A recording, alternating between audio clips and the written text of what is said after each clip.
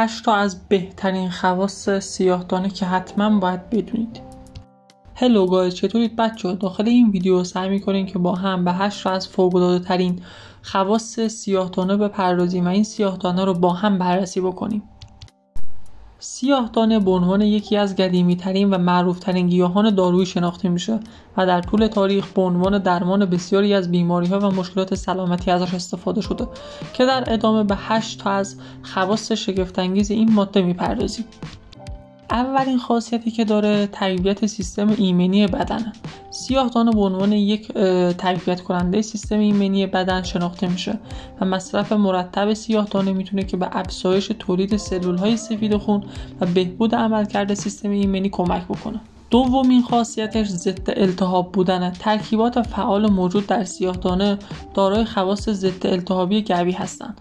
این خاصیت باعث میشه که مصرف سیاه‌دانه در کاهش التهاب‌ها مثل آسم بسیار مؤثر باشه. میرسیم به گزینه سوم، حفظ سلامت قلب. بر اساس مطالعات صورت گرفته و بر اساس مقاله هایی که توی همین زمینه نوشته شده، سیاه‌دانه میتونه که به حفظ سلامت قلب و عروق کمک بکنه. مورد بعدی کاهش علائم آلرژی توی بدن و سیاه‌دانه میتونه که به کاهش علائم آلرژی مثل عطسه توی بدن کمک بکنه. از مهمترین خاصیت‌های سیاه‌دانه محافظت از کبد و سیاه‌دانه میتونه که به بهبود سلامت کبد کمک بکنه. سیاه‌دانه به خاطر ترکیبات ضد اکسیدانی که داره باعث محافظت از کبد میشه و هر آسیبی هم که به کبد وارد بشه میتونه که ازش جلوگیری بکنه. مثلا آسیب‌هایی که مواد مخدر به کبد میتونن که وارد بکنن. ششمین مورد تسریع فرایند بهبود بخشی و خواص ضد باکتریال و ضد قارچ سیاه‌دانه میتونه که در فرایند بهبود بخشی از بیماری‌ها و زخم‌ها خیلی مؤثر واقع بشه و این مورد رو خیلی تسریع ببخشه.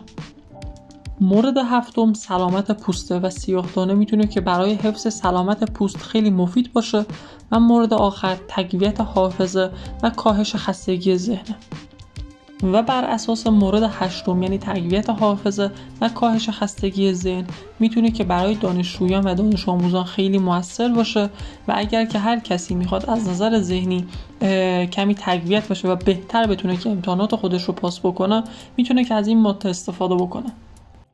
خیلی ممنون که تا انتهای ویدیو با من همراه بودی. اگر که هر نظری در رابطه با سیاه‌دانه داری به من داخل کامنت ها بنویس تا من اون رو ببینم و همچنین کانالم رو ساب بکن و این ویدیو رو برای دوستات شیر کن.